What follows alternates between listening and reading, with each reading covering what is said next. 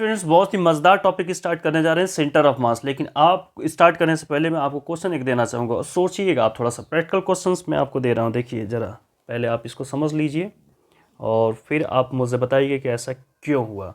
देखिए मैंने इस बॉडी को थोड़ा सा टॉर्क दे दिया और ये बॉडी घूम रही है घूम रही है घूम रही है, और जब ये बॉडी घूम रही है तो गिर नहीं रही है। आप ध्यान से देखिएगा, मैं कुछ भी नहीं करने वाला हूँ, मैं कोई एक्सटर्नल फोर्स अब नहीं देने वाला हूँ उस बॉडी पर। एयर फ्रिक्शन दे रहा है जिसकी वजह से बॉडी रुकेगी अभी, और रुकेगी तो क्या ये स्टेबल रहेगी, क्या ये बॉडी रुक पाएगी या नहीं रुक पाएगी, वो सारी बातें आपको समझना है माय डियर स्टूडेंट्स। बहुत अच्छी तरह से देखते जाइए अभी आप, और आपको जवाब इसका देना है। मैं आपको बहुत सारी बातें बताऊंगा और 2-3 वीडियो होने के बाद मैं आपको इसका भी जवाब दूंगा कि ऐसा क्यों हुआ कि जब कोई कॉपी रोटेट हम करा रहे हैं किसी एक पॉइंट पर, वो तो घूम रही इजली, गिर नहीं रही है बॉडी, लेकिन इसी बॉडी को जब मैं स्टेबल कर दूंगा, जब रोक दूंगा, तो ये बॉडी गिर गई। क्यों हुआ ऐसा? जब ये रोटेट कर रही थी एक एक्सिस पर तो नहीं गिरी थी, और जब हमने इसको रेस्ट पर कर दिया तो ये बॉडी गिर गई। ऐसा क्या हुआ? साइंस का क्वेश्चन आप जवाब देंगे, ठीक है? अदरवाइज आप 2-3 वीडियो रुकिए, इसका जवाब मैं आपको दूंगा। चलिए, सेंटर ऑफ मास बहुत ज़्यादा इंपॉर्टेंट टॉपिक है। कई बार बच्चों से भूल हो जाती है कि सेंटर ऑफ ग्रेविटी और सेंटर ऑफ मास को मिक्स कर लेते हैं बच्चे। देखिए मैं टॉपिक लिख रखा हूँ सेंटर ऑफ मास, तो सेंटर ऑफ मास और सेंटर ऑफ ग्रेविटी को आप कभी मिक्स करने की कोशिश मत कीजिए। सेंटर ऑफ ग्रेविटी बहुत ही अलग कॉन्सेप्ट है। अगर आप एनसीईआरटी बुक पढ़ेंगे तो सेंटर ऑफ ग्रेविटी के बारे में बहुत अच्छी लाइनिंग लिखी है, उससे बेस्ट कुछ हो ही नहीं सकता कि जो टोटल ग्रेविटेशनल टॉर्क है, टॉर्क के बारे में बात किया है, वो जिस पॉइंट पर जीरो हो जाए उस पॉइंट का ही नाम सेंटर ऑफ ग्रेविटी हम कह सकते हैं। वो कोई पॉइंट हो सकता है, कैसा भी हो सकता है। यूनिफॉर्म बॉडी लीजिए, नॉन यूनिफॉर्म बॉडी लीजिए, आप चेक कीजिए किस पॉइंट पर टॉर्क, ग्रेविटेशनल टॉर्क जीरो होना चाहिए, उस पॉइंट का नाम है सेंटर ऑफ ग्रेविटी। अब सेंटर ऑफ मास के जो बारे में बात की जा रही, पहले एक छोटी सी लाइनिंग आपको मैं दिखाना चाहूँगा, उसके बाद मैं सारी चीज़ों को स्टार्ट कर रहा हूँ। ये देखिए, अगर ये बोर्ड आपको दिख जाए तो बहुत अच्छी चीज़ है। तो सेंटर ऑफ मास को ज़रा पढ़िए क्या लिखा हुआ है, आप इजीली देख सकते हैं कि एक पॉइंट होना चाहिए जहाँ पर सारा मास जो है कॉन्सेंट्रेटेड हो जाए, एक जगह जहाँ पर सारे मास रुक जाए। मतलब एक ऐसा पॉइंट ले जहाँ पर सारा मास आ जाए आपका, तो उस पॉइंट का ही नाम हमने रख दिया centre of mass. Centre of mass को हम पढ़ते ही क्यों, क्या इसकी जरूरत क्या पड़ेगी, सेंटर ऑफ मास हम क्यों पढ़ें? तो देखिए आगे के जब आप वीडियोस देखेंगे तो कोई बॉल आप चेक करेंगे, किसी बॉल को, किसी चीज़ को अगर मैं एनालिसिस करूं और इस पॉइंट को मैं, देखिए ये आपका मार्कर था और मैंने इसको ऐसे रोटेट करा दिया, मैं बोलूँगा कि इस पॉइंट का निकालिए, आप कोई एक एनालिसिस कीजिए, इस पर क्या इसकी वेलोसिटी है, क्या चीज़ें हो रही हैं, तो आप बहुत मुश्किल हो जाएगी। देखिए ऐसे घूम रहा है, फिर ये ऊपर भी जा रहा है, तो घूमते हुए ऊपर जाना, इस चीज़ को हम एनालिसिस कर पाना बहुत मुश्किल काम हो जाएगा हमारे फिजिक्स में। चीज़ों को हम आसान बनाते हैं, इसीलिए सब्जेक्ट को पढ़ते हैं। तो हमने क्या किया, अगर आप इस वाले चीज़ को सही से देखा जाए तो एक इसका जो पॉइंट है ना वो सीधे गया है, बीच वाला पॉइंट सेंटर ऑफ मास वो सीधे जा रहा है, स्ट्रेट जा रहा है। अब इसके एनालिसिस तो हम कर चुके हैं, पहले भी कर चुके हैं। तो इस तरह के एनालिसिस के लिए आगे आएगा लीनियर मोमेंटम, वहाँ से भी चीज़ों का आप समझ पाएंगे लीनियर मोमेंटम क्यों पढ़ा जाता है, बहुत सारी बातें हम करेंगे। तो सेंटर ऑफ मास का जो इम्पॉर्टेंट, कोई चीज़ अगर रोल कर रही है, ऐसे आगे व्हील चल रहा है, ऐसे चक्का चल रहा है ऐसे, तो किसी एक पॉइंट का यहाँ के लेकर एनालिसिस, यहाँ के लेकर एनालिसिस, यहाँ के लेकर एनालिसिस बहुत मुश्किल हो जाएगी, घूम भी जा रहा है आगे भी बढ़ रहा है। लेकिन अगर आप इसके सेंटर वाली चीज़ को देखें, जो बीच वाला पार्ट है उसको देखें, तो ये तो सीधे चल रहा है ना ऐसे। तो पूरे सिस्टम पर जो आपको न्यूटन्स का फोर्स बताया गया F=ma है, तो वहाँ पर जो बताया गया एक सिंगल पॉइंट को लेकर न्यूटन ने डिफाइन किया। लेकिन पूरे सिस्टम के बारे में अगर जब बात होने लग जाए तो फिर न्यूटन फेल होने लग जाएगा, हमें फेल तो करना नहीं उन्हें। तो हमें सेंटर ऑफ मास फेल नहीं होगा, लेकिन उसको एनालिसिस करना बड़ा मुश्किल हो जाएगा। और वैसे भी न्यूटन्स लॉ को अगर देखा जाए तो किसी भी नॉन इनर्शियल फ्रेम में न्यूटन काम नहीं करता, और अर्थ पर हम जो भी कुछ एनालिसिस करते हैं न्यूटन की एनालिसिस करते हैं, हर जगह पास करते हैं, पर हर जगह एक्यूरेट अगर एनालिसिस की जाए, 100% एक्यूरेट की जाए, तो न्यूटन हर जगह फेल हो जाएंगे। नॉन इनर्शियल फ्रेम में न्यूटन काम नहीं करते हैं, इस चीज़ का आप ध्यान रखिएगा, आगे बहुत सारी बातें आने वाली हैं, ठीक है? तो माय डियर स्टूडेंट्स, आपने सेंटर ऑफ मास को देखा अब, लेकिन सेंटर ऑफ मास कुछ इस तरह से नहीं है, कुछ अलग तरीके से हम डिफाइन करने जा रहे हैं सेंटर ऑफ मास को, तो आप उसको थोड़ा ध्यान से समझिएगा, है ना। तो आइए सेंटर ऑफ मास को हम देखेंगे, अच्छी तरह से समझेंगे चीज़ों को कि क्या कुछ चीज़ें होने वाली हैं सेंटर ऑफ मास में, किस किस तरह की एनालिसिस हम करने जा रहे हैं आज सेंटर ऑफ मास को लेकर। पहले इसकी सिंपल सी डिफिनीशन, जो मैथमेटिकल डिफिनीशन उसको मैं आपको रखूँगा, उसके बाद चीज़ों की स्टार्ट करूँगा। तो देखिए, अगर मैं ये 3 एक्सिस ले रहा हूँ, X axis, Y axis, Z axis, और ये कुछ पॉइंट्स गिवन है, जैसे M1 है, M2 है, M3 है, कहीं भी हो सकता है, कुछ भी हो सकता है। तो तीनों कहीं ना कहीं किसी पॉइंट पर होंगे, किसी फ्री स्पेस में, रूम में है आपके, एक पॉइंट यहाँ, एक पॉइंट यहाँ, एक पॉइंट यहाँ, कहीं भी हो सकता है। अब हमने क्या लिया, एक ओरिजिन ले लिया। ये ओरिजिन अपने मन से लिया जाता है, एक्स वाई जेड, 3 चीज़ आप देख सकते हैं। तो 0 0 0 में लिख रखा हूँ, ओरिजिन यहाँ पर हमने एज्यूम के लिए अपने मन से हमने एज्यूम किया। अब यहाँ के एनालिसिस, यहाँ का पॉइंट x1, y1, z1, ये किस पॉइंट पर है, M2, y2, z2, ये किस पॉइंट पर है, M3, तो M3, y3, z3, ये तीनों अलग अलग पॉइंट पर आपको दिखाई दे रहे होंगे। लेकिन जब हम बात करेंगे कि इसका centre of mass x axis में क्या होगा, वाई एक्सिस में क्या होगा, जेड एक्सिस में क्या होगा, तो उसको हम अलग अलग लिखते हैं। एक्स CM से लिख सकते हैं, ठीक है। पहले बहुत ही बेसिक डिफिनीशन में आपको दे रहा है। एक्चुअली जो बुक्स में डिफाइन किया गया है, एक्चुअल में जो सेंटर ऑफ मास जो दिया गया है, ये कुछ मैथमेटिकल डिफिनीशन ऐसे दी गई है। तो ऐसे ही आपको देखना पड़ेगा, ऐसे आपको सीखना पड़ेगा, ठीक है। SC वर्मा की अगर आप बुक उठाएंगे तो उसमें साफ ऐसे ही लिखा हुआ है, कोई डिफिनीशन ही नहीं लिखा है, बेसिकली ऐसे ही डिफाइन किया हुआ है, मैथमेटिकल डिफिनीशन इस तरह से दी गई है। तो XCM की अगर बात करें तो M1 हो जाएगा, अब यहाँ पर देखिए x1 हो जाएगा प्लस, क्योंकि हम x एक्सिस की बात कर रहे हैं, इसमें y एक्सिस को हम नहीं मिक्स करेंगे, प्लस M2 हो जाएगा, x2 हो जाएगा, प्लस M3 हो जाएगा और x3 हो जाएगा, अपॉन में क्या जाएगा, M1 plus M2 plus M3, ये चीज़ होने वाली है।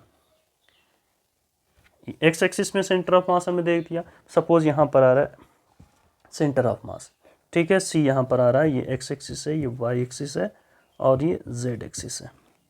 ये तीन आपको एक्सिस यहाँ पर सेंटर ऑफ मास सपोज लाई कर रहे हैं। और इस तरह से y का भी देखेंगे तो M1 y1 कर लीजिएगा, प्लस M2 y2 प्लस इस तरह से चीज़ों को डिफाइन किया गया सेंटर ऑफ मास को। टोटल मास नीचे रहेगा M1 और ये x1 x2। अब क्वेश्चन ये है कि सर x1 आपने ओरिजिन यहाँ लिया है और ये वाली जो डिस्टेंस आप बता रहे हैं ये x1 है, आप कीजिएगा ये वाली डिस्टेंस होगी x एक्सिस में होगी, ठीक है। मतलब यहाँ से बेसिकली ये वाला पॉइंट, ठीक है, ये x1 हो जाएगा, ये वाला पॉइंट करेंगे तो y1 हो जाएगा। अब जेट्रिप अब किस तरह से रखा हुआ किसी स्पेस में ना, जैसे मान लीजिए ये मार्कर है मेरा, अब मैं ओरिजिन कुछ ऐसा ले रहा हूँ, एक बना लिया जाए तो काफ़ी हद तक चीज़ें क्लियर हो जाएंगी। एक रूम बना लिया जाए ना, रूम बनाना है तो चीज़ें बहुत अच्छी तरह से क्लियर होने वाली हैं। चलिए, आई होप कि अब दिख रहा होगा आपको चीज़ें। तो ये रूम है, आप टेंशन मत लीजिए ना, चीज़ें दिखाऊंगा आपको। ये रूम है, अब ये कोई पॉइंट रखा हुआ है, ठीक है। तो ये तो ओरिजिन हो गया, इस पॉइंट पर ओरिजिन हो गया, यहाँ रखा हुआ है बीच में, इसका जो टिप देख रहे हैं यहाँ पर रखा हुआ। तो अब मैं बोल रहा हूँ कि ये एक्स एक्सिस है, ये वाई एक्सिस है, ये ऊपर वाला जेड एक्सिस है, तो यहाँ पर रखा हुआ है यहाँ पर। तो एक्स एक्सिस का मतलब कि अब इस वाले पार्ट से आप देखिए कितना दूर है। अब इस वाले पार्ट को आपको चेक करना है कि एक्स एक्सिस कितना दूर है, तो यहाँ चेक कीजिए, यहाँ तक मान लो 2 सेंटीमीटर है। वाई एक्सिस में कितना दूर है, ये रहा वाई एक्सिस, तो ये जो पॉइंट है यहाँ से यहाँ तक कितना दूर है। जेड एक्सिस में चेक करना तो ऊपर चले जाइए, तो ये ऊपर कितना है। इस तरह से चीज़ों को हम डिफाइन कर रहे होते हैं। तो इसका सेंटर ऑफ मास, आप बोलेंगे सर ये पॉइंट आपने ओरिजिन अपने मन से ले लिया। अगर ये बताइए कोई स्टूडेंट ऐसा कर ले, अब देखिए वही केस रहने देना चाहिए था, मैं थोड़ा सीरियस कर रहा हूँ इसको आपको समझाने के लिए, ठीक है। तो गड़वाइएगा नहीं, थोड़ा सा चीज़ बहुत बड़ी होती जाएंगी, लेकिन आपको पेशेंस रखना है प्लीज़, है ना। ये आपका एक्स एक्सिस था, ये वाई एक्सिस था, ये जेड एक्सिस है। यहाँ पर आपका था M1, यहाँ आपका था M2 और यहाँ आपका था M3। अब कोई बच्चा बोल रहा है कि सर आपने बोला कि यहाँ पर आ रहा है, अगर ये मैं पॉइंट ले रहा हूँ, इस पॉइंट पर सपोज आ रहा है X Y Z, इस पॉइंट पर सेंटर ऑफ मास आ रहा है इन तीनों मास का। अगर कोई स्टूडेंट ये कह दे कि सर मैं रेफरेंस पॉइंट ये ना लेकर मैं रेफरेंस पॉइंट ये लेना चाहता हूँ सर, ये लेना चाहता हूँ सर, ये वाई एक्सिस यहाँ लेना चाहता हूँ, एक्स एक्सिस, अब यहाँ पर ओरिजिन हम लेंगे 0 0 0, ठीक है। या कोई स्टूडेंट कह दे कि सर हम तो यहाँ से लेंगे, इस पॉइंट से लेंगे, इस पॉइंट से लेंगे, यहाँ पर ओरिजिन हम करेंगे 0 0 0 0। अलग अलग जगह पर ओरिजिन कहीं से भी ले सकते हैं। आप कहीं से भी लेंगे तो सेंटर ऑफ मास जो आएगा वो ऑलवेज इसी पॉइंट पर आएगा। इसका पोजीशन चेंज होने वाला नहीं है। मजेदार बात यह है इसकी कि सेंटर ऑफ मास आप इसका ओरिजिन कहीं पर भी ले लीजिए, आएगा वहीं पर ऑलवेज। यही खूबसूरती है सेंटर ऑफ मास का, यही सबसे बड़ी खूबसूरती है। आप करके भी देख सकते हैं ग्राफ एनालिसिस। आपका ग्राफ अगर कॉपी होगा तो आप ग्राफ एनालिसिस में करके देखिए, अलग अलग पॉइंट पर देखिए, आपको अभी तुरंत पता लग जाएगा कि क्या मैं जो बोल रहा हूँ। आप सिर्फ 2 एक्सिस लीजिए, एक्स एक्सिस वाई एक्सिस।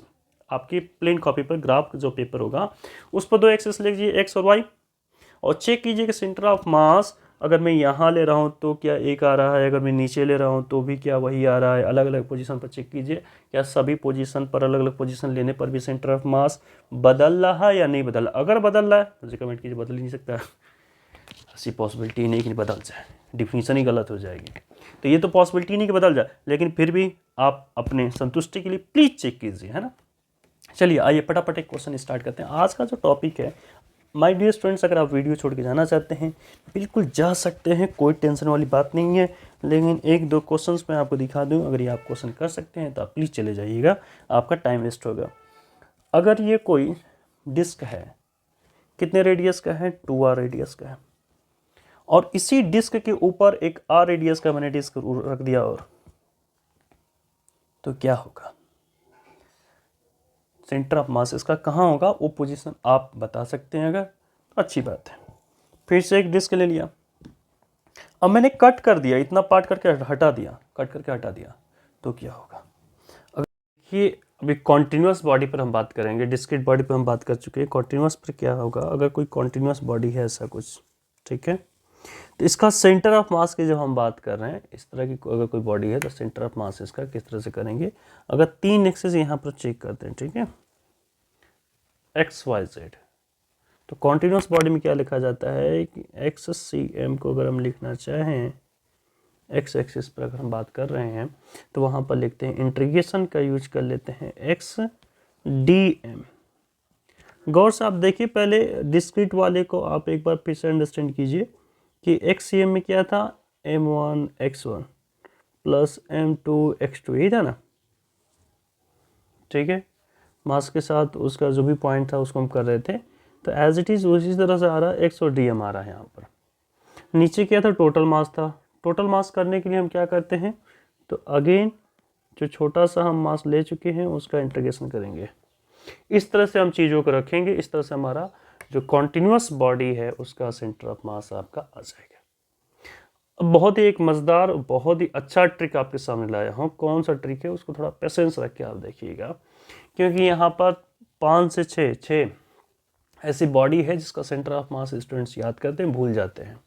कौन कौन सा, तो सेमी सर्कुलर रिंग हो गया, सेमी सर्कुलर डिस्क हो गया, उसके बाद हेमीस्फेरिकल, अगर बात करें होलो हेमीस्फेयर की बात करें, सॉलिड हेमीस्फेयर की बात करें, या फिर सॉलिड कोन की बात करें, या फिर होलो कोन की बात करें, तो ये बच्चे कंफ्यूज रहते हैं, याद कर लेते फिर भूल जाते हैं। भूलना स्वाभाविक है, भूलना भी चाहिए, ऐसा नहीं है कि नहीं भूलना चाहिए, भूलना बहुत स्वाभाविक चीज़ है। किसी चीज़ को आप याद रखना चाहते हैं तो उसको बार बार रिकॉल करते रहिए, इससे ज़्यादा बेटर और कोई ऑप्शन नहीं है, ठीक है। चलिए आइए थोड़ा सा ट्रिक देखते हैं इसको। तो देखिए इसका मैं ट्रिक बना रखा हूँ, हाई कोर्ट, और ध्यान से देख लीजिए, बहुत अच्छा ट्रिक है, ओके। हाई कोर्ट और सुप्रीम कोर्ट, हाई कोर्ट और सुप्रीम कोर्ट के जज बने। अब देखिए बहुत इंपॉर्टेंट है, हाई कोर्ट और सुप्रीम कोर्ट के जज बने, नाम देखिएगा बहुत अच्छा लगेगा, हनी सिंह। अरे वाह, हनी सिंह तो सिंगर है, हमने बना लिया भाई। हाई कोर्ट और सुप्रीम कोर्ट के जज बने हनी सिंह और राहुल द्रविड़। थोड़ा इंग्लिश में लिखे, राहुल द्रविड़। अब आप सोच रहे होंगे सर ये कैसा ट्रिक है, क्या है सर ये हाई कोर्ट और सुप्रीम कोर्ट के जज बने हनी सिंह और राहुल द्रविड़, ये क्या ट्रिक कह रहा है, इसको ध्यान से समझिएगा, आपको सारी बातें क्लियर हो जाएगी। बस थोड़ा पेशेंस आपको रखना पड़ेगा, इस चीज़ से मैं रिक्वेस्ट करूंगा आपको। तो हाई कोर्ट का सेंस हो गया hollow cone, H for hollow, C for cone. Cone आप देख रहे होंगे कुछ ऐसा कोन होता है, ठीक है, तो होलो कोन। अगर आप आइसक्रीम खाए होंगे कुछ कोन के शेप में रहता है, जब उसमें नहीं आइसक्रीम रहता है तब की बात हो रही होलो कोन। SC का मतलब हो गया सॉलिड कोन, जब उसके अंदर भर दिया जाता है आइस। तो होलो कोन और सॉलिड कोन दो चीज हो गया कि जज बने हनी सिंह और हनी सिंह, H फॉर हनी। तो H का मतलब यहाँ पर हम देखिए होलो से लेंगे, H for hollow, S for solid लेंगे, ध्यान समझिएगा, H फॉर होलो और S for solid, H for hollow, S for solid. अब मैं क्या ट्रिक देने जा रहा हूँ वो ध्यान समझिए। होलो हेमीस्फेयर के बारे में बात करेंगे और यहाँ पर सॉलिड हेमीस्फेयर के बारे में बात करेंगे। कौन हो गया नीचे हेमीस्फेयर, हेमीस्फेयर आप पहचानोगे, बॉल है, बॉल को ऐसे कट कर दीजिए, ऐसा कुछ, ठीक है, हेमीस्फेयर। तो ये होलो हेमीस्फेयर, सॉलिड हेमीस्फेयर। अगर मान लो लोहे की बॉल है पूरी तरह से, उसको आपने हाफ से कट कर दिया, बीचों बीच कट कर दिया, तो सॉलिड हेमीस्फेयर बन जाएगा। बच्चे प्लास्टिक की बॉल से खेलते हैं, बीच में कुछ नहीं होता है, उसको आपने कट किया देते होलो हेमीस्फेयर। इसका क्या बनेगा, इसका बने आर से हो जाएगा रिंग,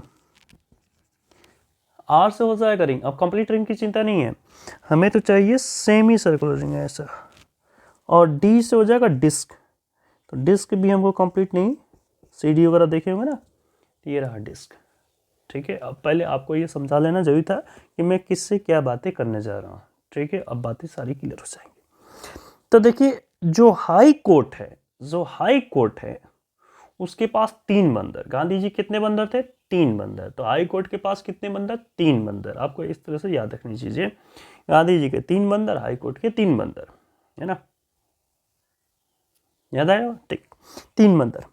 तो ये जो क्या फॉर्मूला क्या बनेगा, हाई कोर्ट मतलब होलो कोन का जब फॉर्मूला बनाएंगे तो H/3 बनता है, H/3। अब बहुत से बच्चे कंफ्यूज रहते हैं सर H कहाँ से लेते हैं, तो देखिए ये कंप्लीट इसकी जो है ना हाइट, इसको हम H बोल रहे हैं, कंप्लीट इसकी हाइट जो है ये H है। अब ये नीचे यहाँ से हम ले रहे हैं, ये भी ध्यान देने वाली बात है, बेस यहाँ से लेना होता है H/3, जहाँ तक भी जाएगा H/3 वही उसका सेंटर ऑफ मास होगा, H/3। अब SC supreme court, high court और सुप्रीम कोर्ट के जज बने हनी सिंह और राहुल द्रविड़। अब बात हो रही है SC का मतलब सॉलिड कोन, 4 बंदर, एक बंदर और बढ़ाइए 4 बंदर। अरे भाई यहाँ पर कम बदतमीज लोग आते हैं, यहाँ पर और ज़्यादा बदतमीज लोग जाते हैं, आपको पता ही होगा सुप्रीम कोर्ट में कौन जाता है। तो 4 बंदर हो गए सुप्रीम कोर्ट के, आप कीजिएगा, लेकिन अब अच्छा शरीफ आदमी कोर्ट के अंदर क्या करने जाएगा भाई, है तो समझ सकते हैं। H/4 है ना, H/4।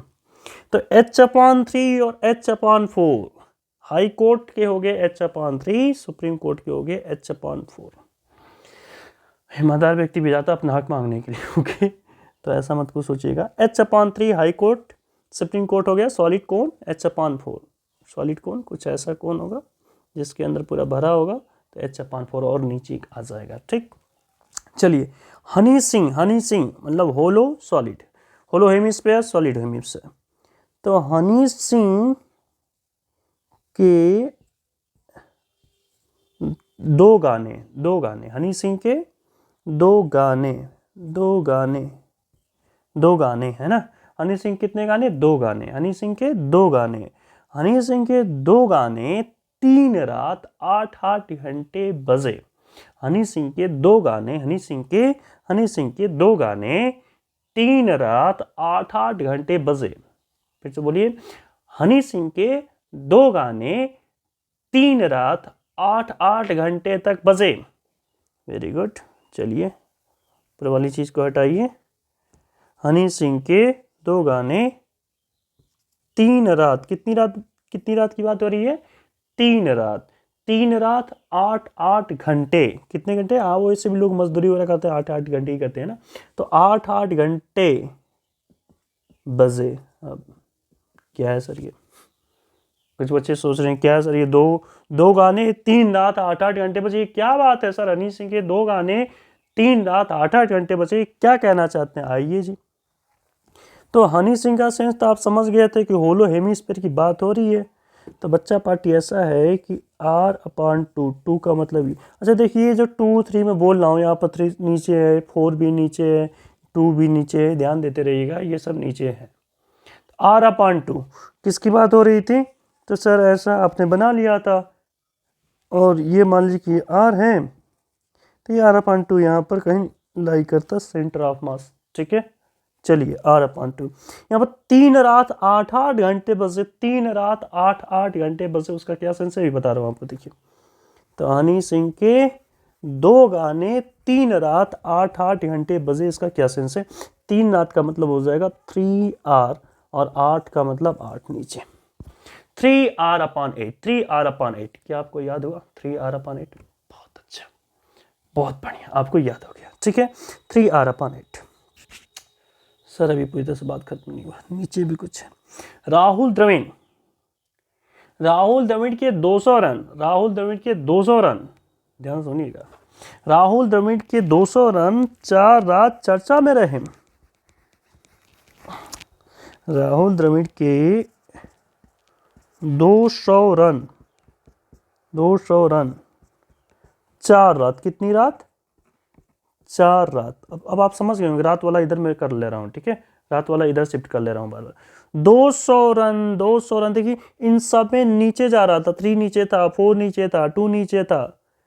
अब यहाँ पर 3 रात 8 घंटे, तो 3 रात ऊपर आ गया, ये रात वाला सिस्टम अब ऊपर आ गया, ये नीचे 8 आ गया। वैसे ही यहाँ पर अब चीज़ें ऊपर आने वाली, नीचे आने वाली नहीं है। इसको नीचे क्यों लिखा हूँ, रिंग को और डिस्क को नीचे लिखा हूँ, इसके भी पर्पज़ है, क्योंकि इन दोनों में नीचे पाई आता है, ध्यान दीजिएगा बिल्कुल। 200 रन, राहुल द्रविड़ के कितने रन? 200 रन। तो 200 रन का मतलब 2R/5, 2R/5।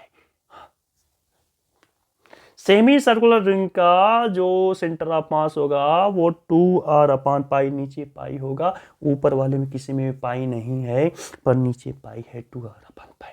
ठीक है, अच्छे भैया, 4 रात चर्चा में रहे, इसका 2 गुना कर लिया जाए तो 4R/3 पाई। यहाँ पे देखिए नीचे पाई है, यहाँ पे देखिए नीचे पाई है। आई होप कि आपको चीज़ें याद हो गई होंगी, और याद करना बेहद ज़रूरी है सेंटर ऑफ मास, क्योंकि अगर याद नहीं होगा, कन्फ्यूजन, इतनी सारी चीज़ें हैं कि आप कन्फ्यूज़ हो जाते हैं। इसलिए मैं हमेशा कोशिश कर रहा होता हूँ कि ऑलवेज ट्रिक्स एंड टेक्निक्स आपको दिया जाए, और चीज़ें आपको ईजिली समझ में आना स्टार्ट हो जाए। ठीक है, देखिए पूरी तरह से चीज़ें ख़त्म हुई नहीं है, थोड़ा पेशेंस आप रखिए, सारी चीज़ों को हम लेकर ख़त्म करते हैं। आज सिर्फ पोजीशन के बारे में बात हो पाएगी, बहुत सारे क्वेश्चंस मिलेंगे, सारे क्वेश्चंस को 1 बाय 1 स्टेप में चेक कर। ठीक, चलिए देखिए, एक ट्रायंगल का ये बहुत बेसिक सा क्वेश्चन है, ये आपको आता भी होगा कि यहाँ पर मास रख दिया जाए, यहाँ मास रख दिया जाए, यहाँ मास रख दिया जाए, फिर आपसे पूछा जाए इक्विलैटरल ट्रायंगल हो सकता है, कैसा भी ट्रायंगल हो सकता है, 60 डिग्री हो सकता है, 30 डिग्री हो सकता है, कुछ भी हो सकता है। तो ये सब बहुत बेसिक चीज़ें हैं। आप इसका एक्स एक्सिस निकाल लीजिए, वाई एक्सिस निकालिए, तो ये वाली पोजीशन आ जाएगी आपकी। अब देखिए, कहीं से भी, मैं आपको स्टार्टिंग में बता रहा हूँ, कहीं से भी ओरिजिन ले सकते हैं। कोशिश ये कीजिए किसी एक पॉइंट पर ओरिजिन ले लीजिए, इससे फ़ायदा ये होगा कि एक पॉइंट आपको सोल्यूशन ही नहीं करना होगा। तो मान लीजिए कि मैंने अगर यहाँ ओरिजिन ले लिया, ये वाई एक्सिस कर लिया, एक्स एक्सिस कर लिया, तो यहाँ पर ओरिजिन अगर कर लिया तो ये हमारी बात खत्म हो गई। यहाँ पर 2 3 कुछ भी अगर है देख लिया जाएगा, क्या है वो तो क्वेश्चन के ऊपर डिपेंड करेगा। उसके बाद यहाँ पर ये, अब देखिए आपको पता होना चाहिए कि अगर ये थीटा है तो ये वाला पोजीशन होता है, सपोज ये 5 है तो ये 5 साइन थीटा होता है, ये वाला। ठीक है, इस तरह से आपको चीज़ें पता है, इस पर हम टाइम नहीं खराब करेंगे। या तो ट्रायंगल का क्वेश्चन आ जाता है, या फिर किसका क्वेश्चन आता है, क्वाड्रिलेटरल का क्वेश्चन आता है। चलिए क्वेश्चन आप कहेंगे तो मैं थोड़ा सा हिंट कर दूंगा आपको, है ना, या तो फिर ऐसे क्वाड्रेटल भी हो सकता है। इसमें भी क्या होगा, एक यहाँ मास होगा, एक यहाँ मास होगा, एक यहाँ मास होगा, एक यहाँ मास होगा, है ना। ये M1 हो गया, M2 हो गया, M3 हो गया, M4 हो गया। और चलिए मैं ऐसा लेट कर लेता हूँ कि M1 1 kg है, M2 2 kg, M3 3 kg, M4 4 kg है। अब देखिए ओरिजिन अगर यहाँ पर हम ले लें, अगर मैं ओरिजिन यहाँ पर ले लूँ my dear students, X and Y axis, origin अगर मैं यहाँ पर लूँ 0 0, और ये स्क्वायर है, स्क्वायर के ऊपर 2 2 2 रखे हुए हैं, तो सेंटर ऑफ मास कहाँ जाएगा, दो axis, X axis Y axis, दो ही एक्सिस यहाँ बनेंगे। बॉडी चेक कीजिएगा, बॉडी 3D बॉडी है, बॉडी 2D बॉडी है, उसी तरह से सोल्यूशन होंगे। तो ये 0 0 हो गए। अब यहाँ पर सपोज ये 2 है तो क्या होगा, 2 वाई एक्सिस में तो कुछ है नहीं, 2 0 हो जाएगा। चलिए यहाँ पर आ जाइए, यहाँ पर एक्स एक्सिस तो 0 है क्योंकि इसी के ऊपर ही जा रहा है, तो एक्स एक्सिस 0, वाई एक्सिस कितना, ये 2 था तो वाई 2 हो जाएगा। यहाँ पर आ जाइए, यहाँ पर क्या बनेगा, सर एक्स तो 2 है और वाई भी देखिए ऊपर 2 है, तो यहाँ पर 2 2 हो जाएगा। ठीक है, अब थोड़ा सा अगर आप ध्यान देंगे तो इसी को हम बोल रहे हैं x1 y1, इसको हम बोलेंगे x2 y2, इसको बोलेंगे x3 y3 और इसको बोलेंगे x4 y4। अब आपको सारी बातें क्लियर हो गई हों कि मैं क्या कहना चाहता हूँ। अगर मैं XCM की बात करूँ तो मैं लिखूँगा M1 x1 plus M2 x2, ठीक है, plus M3 x3 plus M4 x4 upon M1 plus M2। ऐसे सॉल्यूशन करने का कोई मतलब है नहीं, टाइम वेस्टिंग है। ठीक है, आप समझ गए कि मैं क्या कहना चाहता हूँ। चलिए इतनी बात आपको क्लियर हो गई, और भी क्वेश्चंस देखते हैं। अब कॉन्टिन्यूस बॉडी पर थोड़ा सा हम बात करेंगे, कुछ एक फॉर्मूला मैं आपको बताऊंगा अभी, कुछ सिखाऊंगा अभी। ठीक है, फिर सारी बातें हम धीरे धीरे 1 बाई 1 स्टेप में ख़त्म करते जाएंगे। तो छोटी छोटी बातें हैं और इन्हीं छोटी छोटी बातों कॉन्सेप्ट लॉजिक्स आपको क्लियर रखना है ना। बहुत मेरा ये नहीं टारगेट होता कि बहुत लेंदी आपको वीडियो दे दूँ, बिल्कुल भी नहीं। अब देखिए ये जो RCM में लेकर एक नॉर्मल सा जो फॉर्मूला हम बुक्स में देखते हैं, RCM लिखा होता है, पोजीशन वेक्टर R होता है, तो ये फॉर्मूला ऐसे कुछ बनाया जाता है, M1 R1 का वेक्टर प्लस M2 जहाँ भी बॉडी आपकी होगी, R2 का वेक्टर प्लस M3 R3 का वेक्टर। चलिए 3 तक है, 3 पॉइंट्स हैं, 4 5 N जितनी भी हो सकते हैं, कुछ भी हो सकता है, अपॉन नीचे तो क्या होता है, सम होता है, M1 plus M2 plus M3। इतनी बातें आई थिंक क्लियर होगी आपको। क्या कहना चाहता हूँ, ध्यान समझिए, बहुत इंपॉर्टेंट है। जो मास है, अगर आप डेंसिटी की फॉर्मूले की बात करें, डेंसिटी को दिल से हमेशा मैं बना लेता हूँ, और दिल अगर आप बनाएंगे ऐसे, दिल अगर आप बनाएंगे और दिल को बीच से कट करेंगे इस दिल को, तो आपको डेंसिटी का फॉर्मूला बहुत इजीली दिख जाता है कि ऊपर मास दिखाई देगा, नीचे वॉल्यूम दिखाई देगा, कोई डाउट नहीं होगा। डेंसिटी का फॉर्मूला बार बार आपको बता चुका हूँ। तो अगर मास का अगर फॉर्मूला आप निकालना चाहें यहाँ से, तो मास इक्वल आ जाएगा डेंसिटी इंटू वॉल्यूम आ जाएगा, डेंसिटी इंटू वॉल्यूम आ जाएगा मास का फॉर्मूला। आई थिंक इतना वो कोई डाउट नहीं होना चाहिए। अब मैं अगर मैं 2D बॉडी की बात करूँ, तो 2D बॉडी में जैसे पेपर है, तो बॉडी तो एक्चुअल में देखा जाए तो 3D है, पर थिकनेस उसका बहुत ही निग्लिजिबल है, ना के बराबर है। तो दो अगर मैं बॉडी लेता हूँ, एक बॉडी लेता हूँ स्क्वायर शेप में और एक बॉडी लेता हूँ सर्कुलर में, पेपर का ही कटिंग कर लिया, एक स्क्वायर एक सर्कुलर में कट कर लिया, ठीक है। तो दोनों का थिकनेस तो T ही है, उसमें तो कोई चेंजिंग नहीं है, लेकिन और जगह चेंजिंग है। इसकी एरिया अलग होगी, इसकी एरिया अलग होगी, इसकी एरिया अलग होगी, इसकी एरिया अलग होगी। मैं क्यों बताना चाहता हूँ अभी आपको समझ में आ जाएगा। जो वॉल्यूम है उसको आप क्या लिख सकते हो, वॉल्यूम का फॉर्मूला क्या होता है, नॉर्मल फॉर्मूला आप बताएं, LBH वाइट का फॉर्मूला आप देख चुके हैं। L इंटू बी को अगर मिक्स कर लिया जाए तो ए हो जाएगा एरिया इंटू हाइट। अब हाइट नहीं थिकनेस यहाँ पर बात कर रहे हैं तो यहाँ पर T लिख लीजिएगा। तो वॉल्यूम वो क्या मैं A इंटू T लिख सकता हूँ, हाँ जी बिल्कुल लिख सकता हूँ, लिखा जा सकता है, ठीक है। आइए देखिए, अब मैं ये बोल रहा हूँ आपसे कि मास की जगह अगर मास ना दिया हो, दो बॉडी दी हो और मास ही ना दिया हुआ हो, तो क्या मैं कुछ और तरीक़ों से चीज़ों को कैलकुलेट कर सकता हूँ, बिल्कुल कर सकता हूँ। वही करके दिखाने जा रहा हूँ आपको। तो मास M1 की जगह पर मैं क्या लिख सकता हूँ, तो मास M1 की जगह पर मैं लिख सकता हूँ रो। मान लीजिए दोनों की डेंसिटी सेम है तो रो लिखेंगे, और क्या लिखेंगे, एरिया। अब दोनों की एरिया अलग अलग थी, मैंने दो बॉडी अलग अलग आपको इसलिए दिखाया कि दोनों की एरिया आपको दिमाग में चला जाए कि हाँ एरिया अलग अलग है सर, लेकिन दोनों का थिकनेस तो एक ही है T। फिर R1 प्लस रो A2 थिकनेस T प्लस, माफ कीजिएगा R2 लिखना चाहिए था, R2 प्लस रो A3 T R3, ठीक है। और नीचे भी ऐसी ही चीज़ें होंगी, रो A1 T प्लस रो A2 T प्लस रो A3 T। अब देखिए रो और T आपस में कैंसिल आउट हो जाएंगे क्योंकि ये कॉमन में नजर आ रहे हैं। तो ऊपर क्या बनने वाला है, A1 R1 plus A2 R2 plus A3 R3 upon A1 plus A2 plus A3। तो एक नया फॉर्मूला आप देख पा रहे हैं, क्या आ गया कि A1 R1 plus A2 R2 plus A3 R3 और upon A1 plus A2 plus A3। ये एक नया फॉर्मूला आ गया, ठीक है। अब ये जो नया फॉर्मूला आया है, इससे हम क्या करेंगे अभी आपको समझ में आ जाएगा हम क्या करने वाले, ठीक है। कुछ एनालिसिस करेंगे अलग अलग टाइप्स के बॉडी का और आपको चीज़ें क्लियर होती नज़र आती जाएंगी, ठीक है। ये क्या कुछ चीज़ें हो रही हैं, तो जितने भी SC वर्मा के क्वेश्चंस हैं वो सारे क्वेश्चंस आई होप कर लेंगे आप, अगर मैं आपको बता रहा हूँ तो। आई थिंक डाउट नहीं होना चाहिए, है ना। थोड़ा सा वीडियो लेंदी जाता है इसलिए मैं चीज़ों को थोड़ा सा फास्ट रखने की कोशिश कर रहा होता है यूट्यूब पर हमेशा, फिर भी थोड़ा स्लो ही हो जाता है, ये मुझे पता है, सॉरी, पर ठीक है।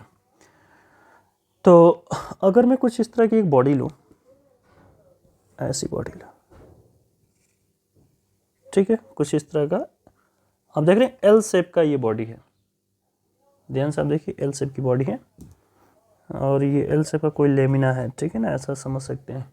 लेमिना का मतलब 2D बॉडी है, इतना ध्यान रखिएगा, ठीक है। कोई पेपर का पीस ऐसे काट लिया हमने। अब मैं आपको कुछ बताना चाहता हूँ, जैसे ये वाला हाइट है 1 मीटर हो सकता है, 1 सेंटीमीटर, कुछ भी आप जो समझना समझते जाइए। 1 सेंटीमीटर कर लीजिए। अच्छा ये भी 1 है, ठीक है, ये भी 1 है, तो 1 इसको नीचे कितना हो जाएगा, ये 2 हो जाएगा। ये भी 1 कितना हो जाएगा, 2 हो जाएगा। अब आपको दो बॉडी दो तरह से अलग अलग शेप दिखाई दे रहे हैं। सेंटर ऑफ मास इस बॉडी को कैसे कैलकुलेट किया जाता है ये मैं आपको सिखाने जा रहा हूँ। अलग अलग बॉडी होगा, उसको कांटेक्ट में रखेगा और पूछेगा सेंटर ऑफ मास, तो कैसे, इसका टेक्निक क्या होना चाहिए। टेक्निक क्या कहता है, टेक्निक ये कहता है कि इसका सेंटर ऑफ मास यहाँ कहीं होगा बीच में सेंटर पर, या आप इजीली कैलकुलेट कर सकते हैं इसका सेंटर ऑफ मास कहीं यहाँ पर होगा। इसको आप इजीली कैलकुलेट कर सकते हैं और चीज़ों को सॉल्व कर सकते हैं, दोनों को सम भी कर सकते हैं तो भी आ जाएगी चीज़ें, अभी आपको निकाल के दिखाऊंगा। अब इसकी मास नहीं दिया हुआ, अब ध्यान से समझने वाली बात है, मास नहीं दिया हुआ। अगर मास नहीं दिया हुआ है तो मैंने अभी सेंटर ऑफ मास निकालने का एरिया से रिलेटेड फॉर्मूला बताया था। तो ये तो आपको ऊपर वाला पार्ट अगर आप देखेंगे तो स्क्वायर दिख रहा है 1 1 1, ठीक है, ये तो स्क्वायर है, नीचे रेक्टेंगुलर है। तो क्या ये दो बॉडी का हम एरिया नहीं कैलकुलेट कर सकते हैं, कर सकते हैं, और दोनों को क्या करेंगे, ऐड कर देंगे। एक्स एक्सिस वाई एक्सिस, दो एक्सिस यहाँ पर नजर आ रहा होगा आपको, एक्स एक्सिस वाई एक्सिस, ठीक है। तो स्टार्ट किया जाए, बहुत ज़्यादा टाइम खराब करने का कोई मतलब नहीं है। ये आपका एक्स एक्सिस है, ये क्या है आपका वाई एक्सिस है। 2-3 क्वेश्चन करेंगे, आपको चीज़ें बिल्कुल क्लियर होती नजर आएंगी, ठीक है। चलिए लेट्स स्टार्ट। ये अगर आप क्वेश्चन देखना चाहते हैं कि सर किस बुक से आप क्वेश्चन करा रहे हैं, तो ये BM शर्मा का आई थिंक क्वेश्चन है, ठीक है, आप वहाँ पर चेक कर सकते हैं। तो चलिए देखिए XCM की बात करेंगे, पहले XCM की बात करेंगे। XCM की जब बात करेंगे तो A1 का मतलब, चलिए ऊपर वाले को हम A1 कर लेते हैं इसका एरिया, और नीचे वाले का एरिया को हम क्या नाम देंगे, A2 नाम देंगे, क्लियर। अब A1 एक स्क्वायर है, स्क्वायर क्या होता है, साइड का स्क्वायर होता है एरिया, पता, ये बहुत बेसिक चीज़ आपको पता ही होना चाहिए। तो 1 का स्क्वायर हो जाएगा, 1 का स्क्वायर हो जाएगा, ठीक है।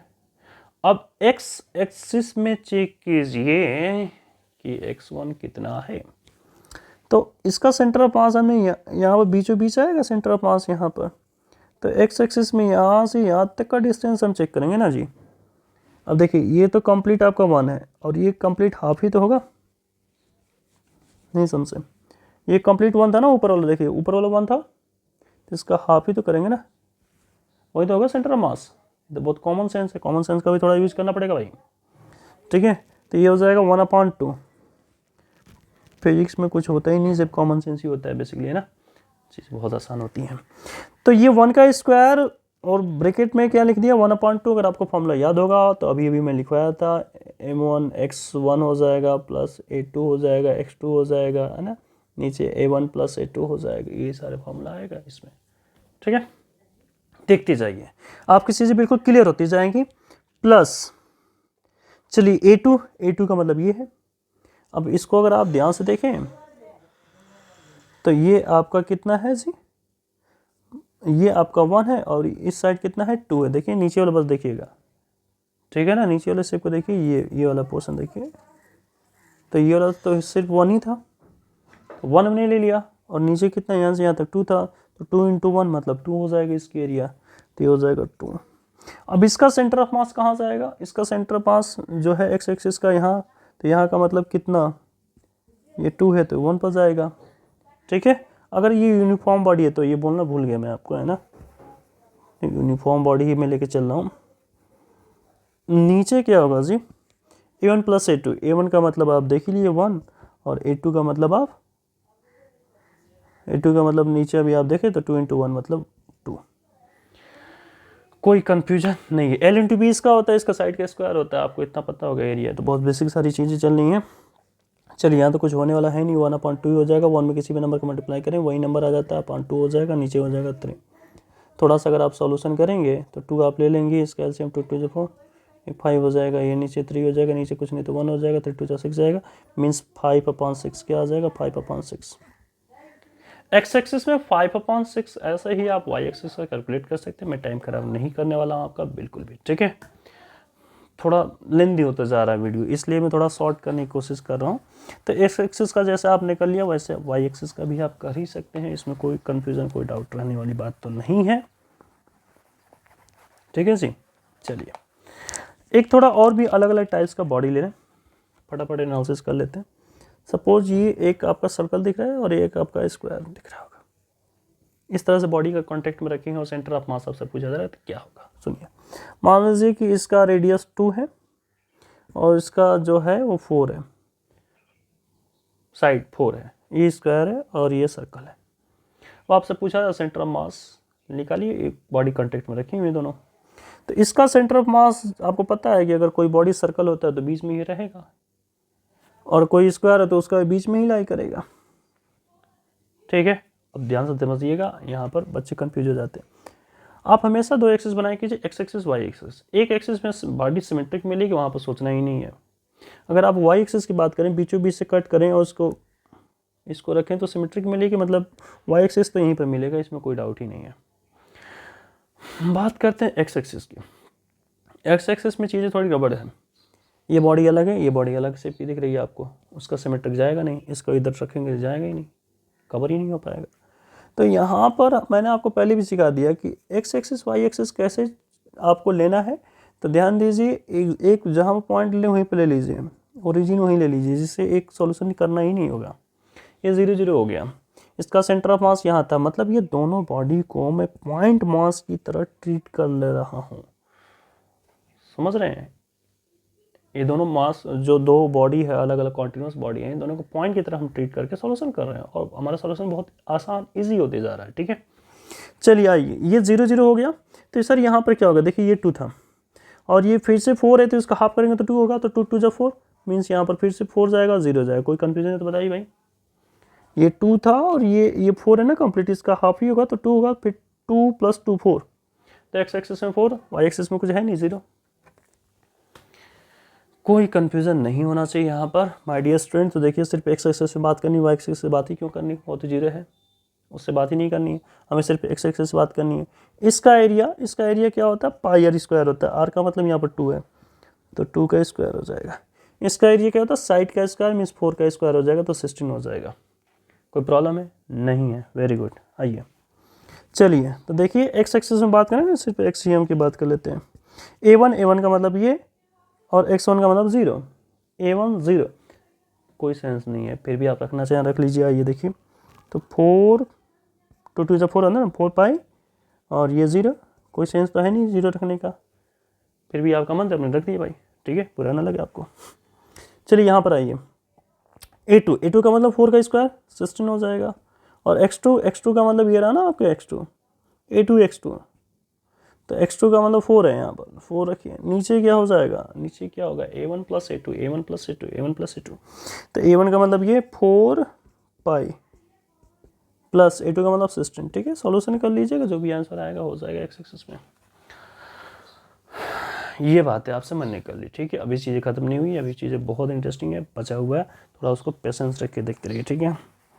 क्या मैं सोच रहा हूँ कि वीडियो बंद कर दें, पॉज कर दें, क्या काफ़ी लेंदी होते जाते हैं वीडियो तो प्रॉब्लम आता है। चलिए लास्ट एक कर लेते हैं, ठीक है।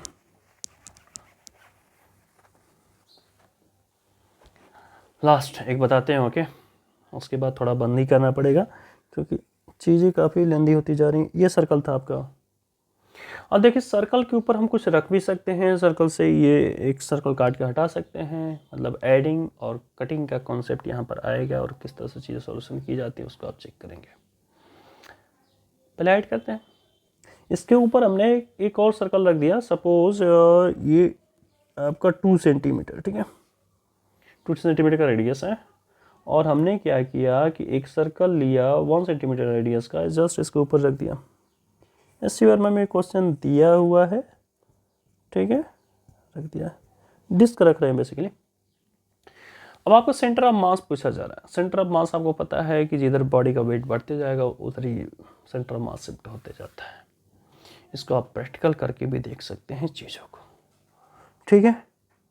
स्टार्ट किया जाए, मीन्स बॉडी को ऐड कर रहे हैं यहाँ पर, ऑलराइट। तो चलिए देखिए, XCM की बात कर रहे हैं। अब देखिए यहाँ पर फिर से एक्स एक्सिस वाई एक्सिस का ही टेंशन, सॉल्यूशन तो वही एक टेक्निक है ना। आप बना लीजिए वाई एक्सिस यहाँ पर, एक्स एक्सिस यहाँ पर, ओरिजिन आप रखिए यहाँ पर रख लीजिए धीरे धीरे। तो इस बड़े वाले सर्कल को, छोटे वाले भूल जाइए, बड़े वाले सर्कल का सेंटर ऑफ मास तो वहीं सेंटर पर ही होगा ना। छोटे वाले का भी यहाँ पर होगा, दोनों को पॉइंट मास ले लिया अब हमने, पॉइंट मास लेंगे तो यहाँ पर कितना आएगा 1,0 1,0 आई थिंक ये चीज़ें आपको दिख रही होंगी, ठीक है। तो देखिए अब तो चीज़ें फिर से आसान होगी, क्या होगा, ऐड हो रहा है ना, एडिंग होगा, इसके ऊपर रख रहे हैं दैट मीन्स ऐड हो रहा है, ओके।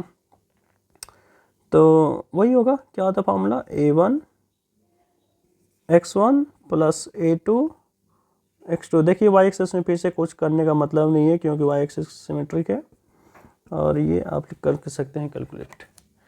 फिर से आप इसको सॉल्यूशन करेंगे, चीज़ें निकल के आ जाएंगी, जस्ट आपको सॉल्यूशन करना होगा। A1 का कोई सेंस ही नहीं सॉल्यूशन करने का ऊपर, क्योंकि ओरिजिन 0 0 हो जाएगा, फिर भी नीचे रखना होगा A1, इसलिए आपको A1 निकालना पड़ेगा। A1 आपको पता है पाई आर स्क्वायर, पाई का मतलब तो पाई है, और इसका R2 था तो 2 का स्क्वायर 4 हो जाएगा, 4 पाई हो जाएगा, ठीक है। माफ़ कीजिएगा दिख नहीं रहा आपको, 4 पाई हो जाएगा, ओके। चलिए अब ये तो 4 पाई होगा, लेकिन यहाँ पर x1 0 है, ये x1 होता है, ये y1 होता है, ये x2 होता है, ये y2 होता है, तो x1 0 होगा, कोई रखने का सेंस ही नहीं है। A2 ये छोटा वाला है, पाई आर स्क्वायर, रेडियस उसका 1 है तो सिर्फ पाई होगा, 1 के स्क्वायर तो वो नहीं, कुछ मतलब ही नहीं है। तो डेट मीन्स हो जाएगा पाई, नीचे क्या हो जाएगा A1 प्लस A2, A1 का मतलब 4 पाई और प्लस पाई तो 5 पाई, तो ये हो जाएगा अपॉन 5 पाई, पाई से पाई हो जाएगा कैंसिल, तो बचेगा 1 अपॉन पाई।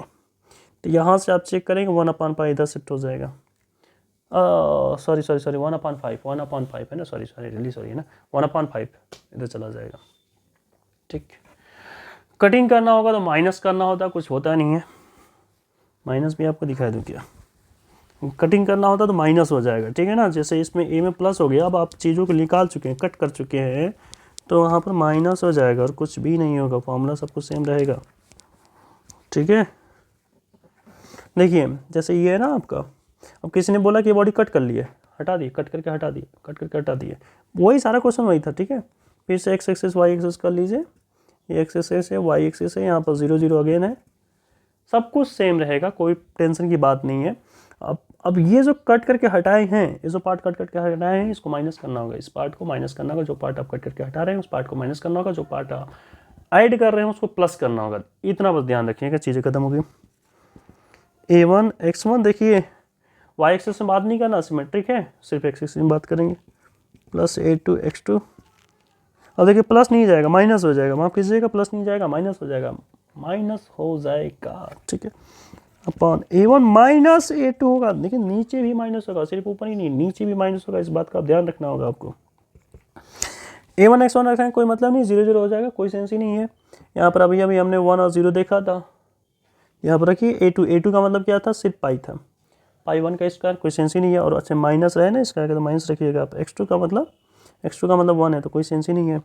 A1 का मतलब क्या था, ऊपर सॉल्यूशन किया था 4 पाई स्क्वायर,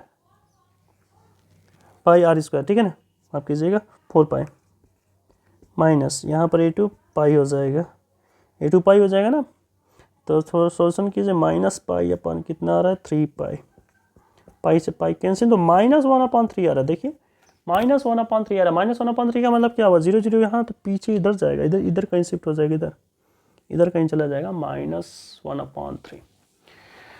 तो आप देख रहे हैं कि अगर आप प्लस कर रहे हैं, ऐड कर रहे हैं, तो चीज़ों को प्लस करना पड़ रहा है, अगर कोई चीज़ उसमें से कट करके हटा रहे हैं तो माइनस करना होगा। अगर मान लीजिए क्वेश्चन ऐसे भी आ सकते हैं, आप ट्राई कीजिएगा, ठीक है।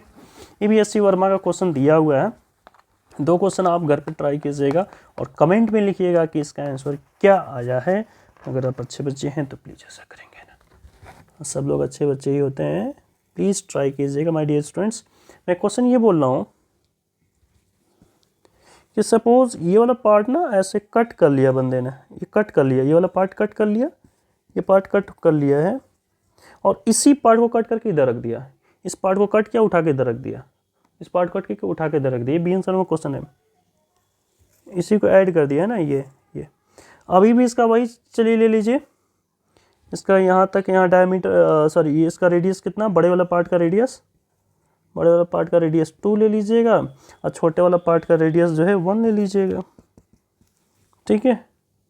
तो कट करके यहाँ से कट करके यहाँ उठा कर रखेगा, तो सेंटर ऑफ मास कहाँ बनेगा, क्या बनेगा, ये 0 0 पर है, आप बताइएगा प्लीज़, है ना। यहाँ पर आप ओरिजिन लीजिएगा 0 0। एक क्वेश्चन आपके लिए ये, प्लीज़ घर पर ट्राई कीजिएगा। एक और क्वेश्चन है, एज इट इज़ ही करना है। अगर ऐसा क्वेश्चन दे दिया तो ये भी SC वर्मा क्वेश्चन है, यहाँ पर R1 है और यहाँ से लेकर R2 है, R1 और R2। तो देखिए ये सेमी सर्कुलर है ना, देखिए कंप्लीट सेमी सर्कुलर है, सेमी सर्कुलर है। अब इसमें से ये बीच वाला पार्ट, छोटा वाला पार्ट कट कर हटा रखा है, R1 वाला पार्ट हटाया है, मतलब माइनस कर देना उसको आप। ये 2 क्वेश्चन प्लीज़ आप ट्राई कीजिएगा, एक बार क्वेश्चन आप फिर से देख लीजिए, स्क्रीनशॉट लेना है स्क्रीनशॉट ले लीजिए। ये 2 क्वेश्चन आप घर पर ट्राई कीजिएगा, आंसर क्या आएगा कमेंट बॉक्स में लिखिएगा।